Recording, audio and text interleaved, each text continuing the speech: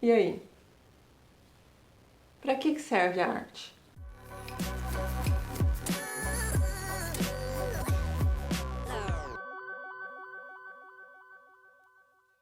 Oi, eu sou a Thaís e esse é o canal Desalinho.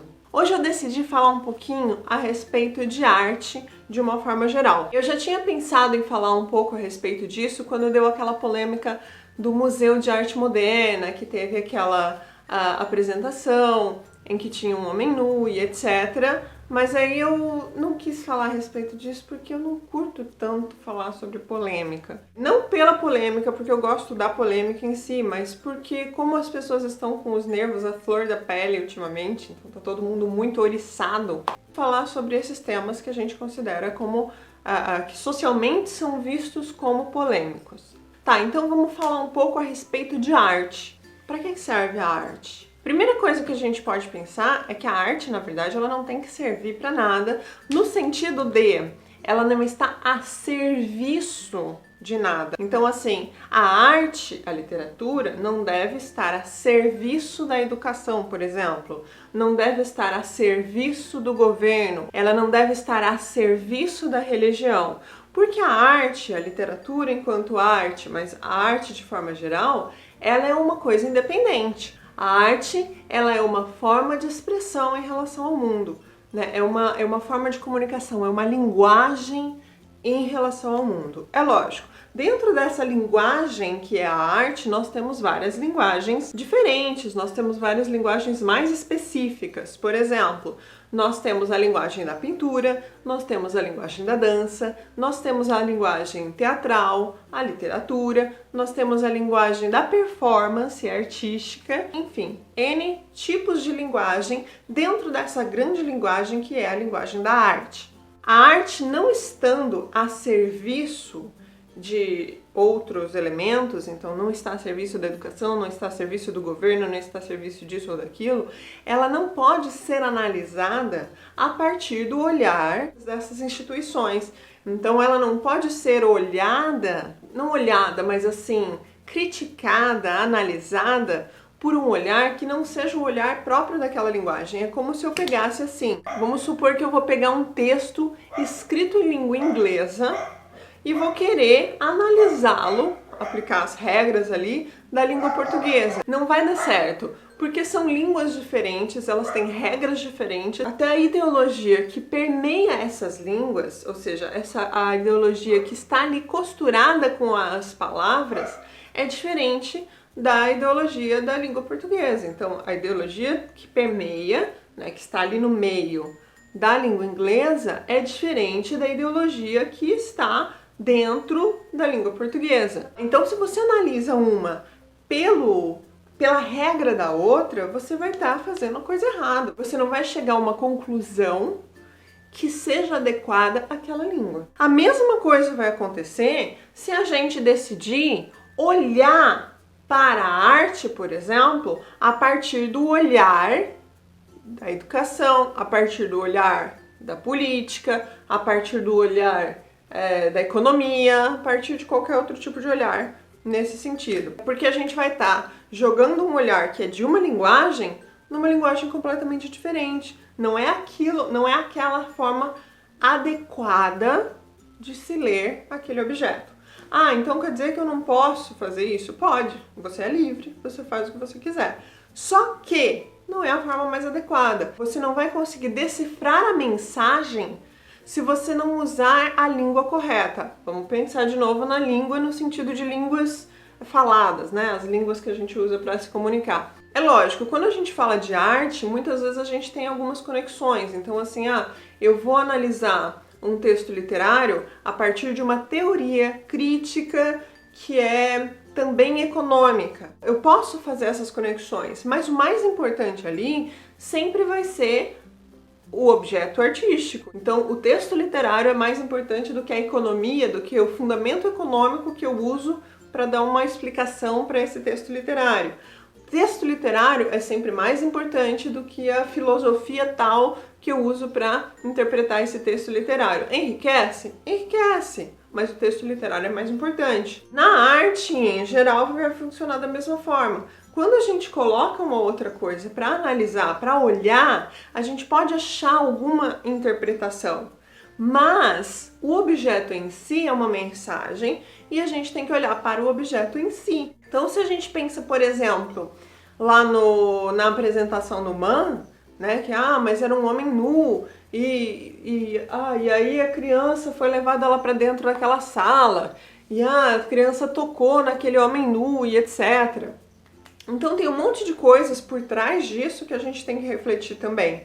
Por exemplo, alguém pensou na significação daquela apresentação? Porque assim, pouquíssimo foi falado do que significava aquilo enquanto arte. Então, ele estava homenageando uma outra artista que fez esculturas que eram móveis, né? Então você chegava na escultura, você não ia ficar só olhando, ela era interativa. Então era uma proposta artística diferente, você mexia os pedacinhos da obra de arte para formar coisas diferentes. Era essa proposta de atuação. Esse artista que se apresentou no Man, ele fez mais ou menos a mesma coisa, só que ele era uma peça, ele se transformou em uma peça dessa exposição. E aí ele estava lá se apresentando daquela forma, ele estava inicialmente deitado de barriga para baixo, as pessoas foram movimentando ele até que ele chegasse em várias posições que as pessoas não mostraram na TV, por exemplo. Deixaram ele em posições até muito desconfortáveis em algumas situações, mas ninguém falou muito disso. Aí tem a questão da mãe. A mãe, ela é coreógrafa, ela é dançarina, enfim, ela tem uma relação diferente com o próprio corpo e com o corpo humano de uma forma geral, porque a relação que ela tem com o corpo é uma relação artística, ela tem uma relação de corpo enquanto linguagem, porque ela tem uma formação diferente.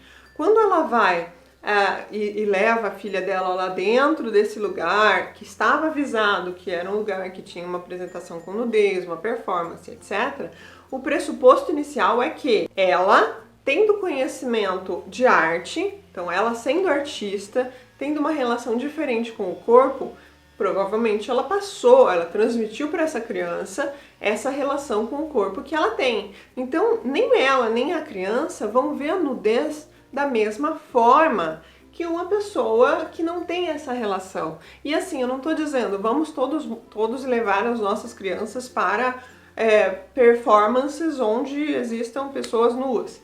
A questão é, essa criança provavelmente ela está sendo educada de maneira a entender a linguagem da arte, a linguagem da performance, a linguagem do nu enquanto arte, enquanto que outras crianças estão sendo educadas somente com a visão do nu enquanto proibição, enquanto algo sexualizado e etc. Para essas crianças, provavelmente, seria um choque. Mas não necessariamente para todas as crianças, porque depende da linguagem que aquela criança está aprendendo em relação à arte, em relação ao corpo, em relação a N coisas, né?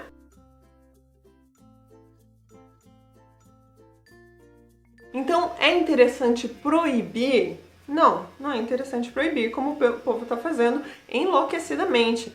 Proibindo nus em museus. Tem um estado, eu não lembro agora qual foi o estado, mas que proibiu, ou que está em trâmite, um negócio para proibir nus de forma geral no museu. Tipo, gente, a história da arte tem muito do nu, porque não pelo nu em si, mas pela perfeição do corpo humano, pela beleza do corpo humano, pela tentativa, que é sempre... É muito difícil essa representação na arte, na pintura, por exemplo, do corpo humano de forma realista. Então, sempre foi um desafio nas esculturas, sempre foi um desafio na pintura. Então, não é uma coisa assim, eu sou safadão, eu vou aqui desenhar um homem pelado, que é o que é a mentalidade, por exemplo, de criança de quinta série. É diferente. Então, o nu ali dentro é uma reflexão a respeito do ser humano, é uma reflexão a respeito do lugar do homem, do lugar do ser humano, né? O homem enquanto ser humano nesse caso.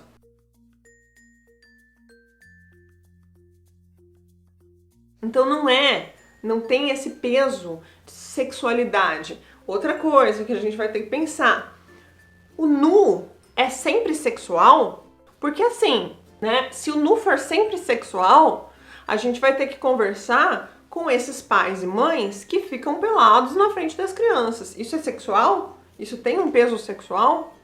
Porque não me parece. A criança, ela sabe, ela vai aprendendo a diferenciar o que é um nu sem peso de maldade e o que é um nu com peso de maldade. E assim, tem muita gente que fica nua na frente dos próprios filhos e isso não é constrangedor, porque assim, é família, é o corpo, não tem maldade nisso. Então o nu em si, o nu puramente, não é sexualizado. Tem um olhar sexualizante em cima do corpo nu. Então é a mesma questão, assim, passa pela questão do uso do corpo feminino para vender coisas, né? O corpo feminino em si não é sexualizado. O corpo feminino é um corpo funcional, é um corpo humano. É aquele corpo que vai, sei lá, levar uma pessoa de um lugar para o outro, que vai se alimentar para que essa pessoa continue viva. É o corpo que pensa, é o corpo que age no mundo, é o corpo que gera, né? Porque a mulher tem essa questão da geração, ela gera outros seres humanos.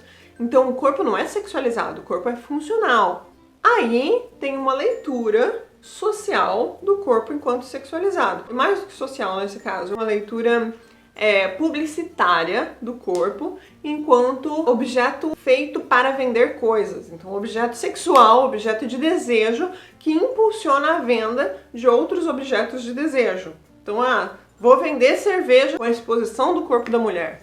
Vou vender sapato com a exposição do corpo de mulher. Vou vender papel higiênico com a exposição do corpo de mulher. Usa-se o corpo da mulher como uma linguagem sexualizada dentro da publicidade. O corpo da mulher ele vai ser diferente dentro da arte e o corpo da mulher ele é diferente na vida real. Na vida real, o corpo da mulher é o quê? Funcional. Ele serve para alguma coisa. Ele tem funções, ele realiza. Olha só que bonito. O corpo realiza. O corpo não é sexual. Mas aí sexualiza-se o corpo, sexualiza-se o nu, porque o nu em si não é sexual, não é porque você tá pelado que você vai ter uma relação sexual, isso tá errado. Isso aí tá bem errado, gente. A gente tem que considerar que o corpo é uma coisa e as significações do corpo são outra coisa. Curtam se vocês gostaram do vídeo, compartilhem com os amigos de vocês, assinem o canal, marquem lá no sininho para vocês receberem as atualizações, porque senão vocês não vão receber nada. E até a próxima. Beijinhos. Tchau.